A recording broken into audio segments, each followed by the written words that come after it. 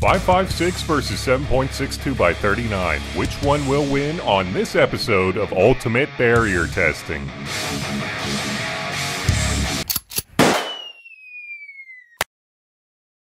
The rules are simple. 4 targets, each worth 25 points, winner takes all. Whichever cartridge ends up with the most points at the end is the winner. If I had to guess, I don't know, the 5.56 might win just because of its extra velocity, but you know, the 7.62 by 39 might also have a good chance. There's really no telling, we'll just have to find out.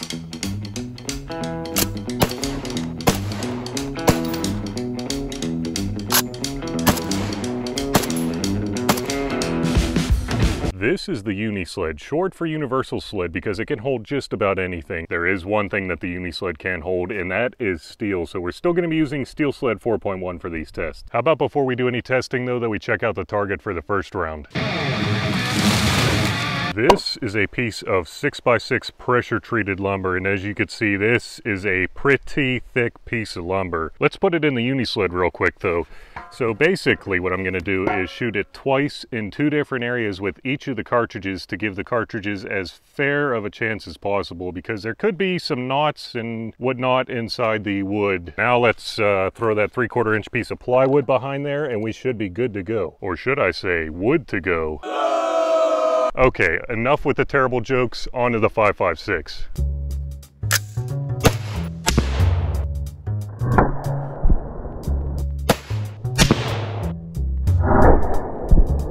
What is going on here? Did I miss one of those shots? Oh wait, no.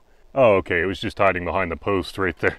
I guess the block had shifted during one of the shots, but let's see what happened. Oh my gosh, they both went through. Came in a little high, but there was still a decent amount of wood that they had to go through. So let's see what happened to the 3/4 inch piece of plywood behind. Woo. Whoa. Both of the bullets appear to have been keyholing by the time they got to the 3/4 inch piece of plywood. But they definitely went through, so that is pretty impressive. They must have had a bunch of kinetic energy after going through that still. On to the 7.62 by 39. Guys, remember, if I hit the other holes, it's not because I can't see them in the red dot, it's because I'm that good of a shot. Okay?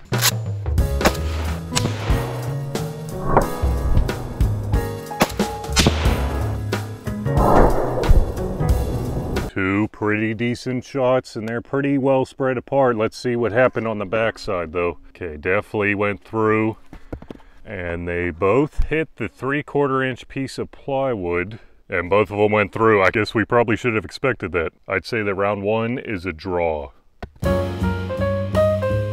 Now let's do the old flipperoo to get the other targets set up. Holy shit, this thing doesn't get any lighter. Round 2's target is a good one. This 8-inch thick box filled completely with sand. And guys, let me tell you, sand is super rough on a bullet. So let's see how these ones do. First, let's get the 3/4 inch piece of plywood in there though. Okay, I think we're good to go.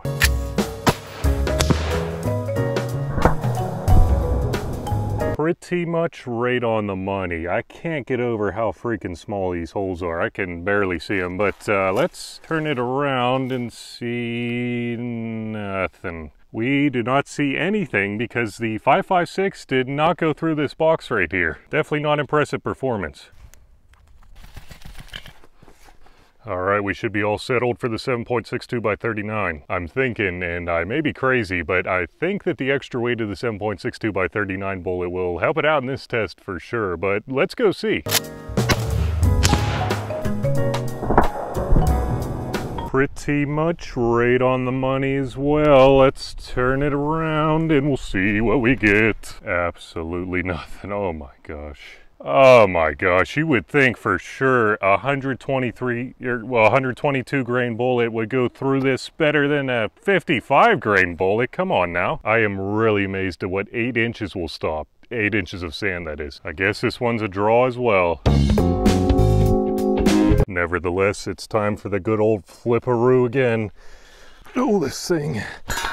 Okay, there we go. There we go, and luckily I don't have to take the 3/4 inch piece of plywood out, but anyway, I do have to add a couple things, and these are those couple things, a couple of wings.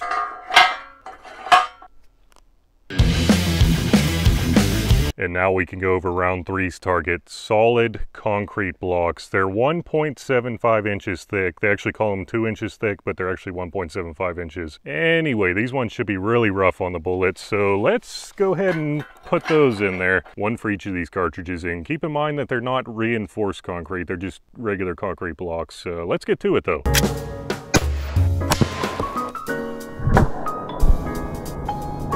Hiya! Oh shit. Oh man, that is in there pretty good. Gonna tear up my hand. There we go. Okay, now we're good. That was pretty cool that they were still sitting in there. This one was pretty eventful. There's some pieces a little bit everywhere, but it did not really make it a large way through the concrete block. As you could see, I don't know if that was concrete or fragmentation from the 5.56 or what that was, but it did not go through this 3/4 inch piece of plywood. Let's see what the AK can do.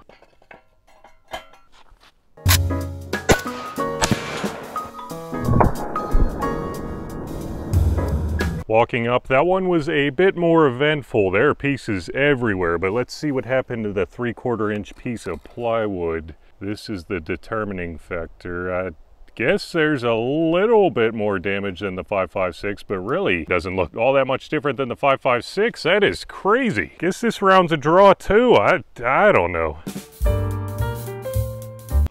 On to the next round. There's a 5.56 right there. See, it really doesn't look that much different. One round to rule them all. This is the mild steel round, and this is a 1/4 inch of mild steel. So let's see what happens. This is the one we're going to start off with. Almost forgot my piece of wood. Let's flip it around. Okay, there we go. And that's all she wrote. I think we're all expecting it, but let's hope that both cartridges can get through a 1/4 inch of mild steel, at least that much. Appears to be a pretty good shot placement, and that is a clean hole. Nothing new there, but that is a cool looking flower. Another decent shot, and somehow the 7.62 by 39 and other slower 30 caliber projectiles make the cleanest holes on 1/4 inch. I don't understand how that works, but how about we get that 1/4 inch garbage out of there though? I think we knew that they were both going through that. This is a 3/8 inch thick mild steel plate, and I think it's probably going to give both of the cartridges a run for their money, but let's go ahead and see.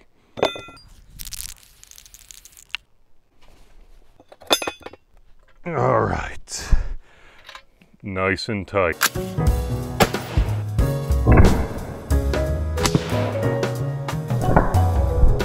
Oh man, that one was right on the edge. It looks like it was getting close to going through, but I think it impacted something. Let's try again.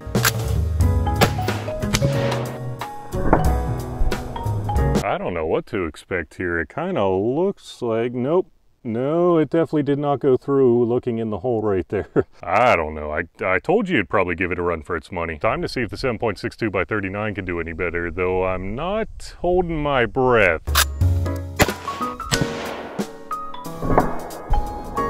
Perhaps we better do another one, because it looks like the bullet probably hit the wood going in, although the aftermath looks pretty cool though, huh?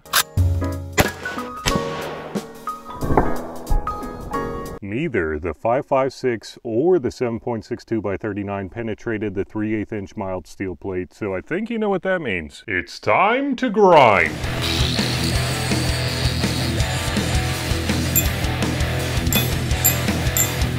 Our winner for this round, coming in at a very respectable 340 and 337 thousandths, is the 5.56. The 7.62 by 39 did absolutely abysmal at 192 and 188 thousandths. And the winner with a total of 62.5 points is the 5.56. And remember, don't let ballistics drive you bananas.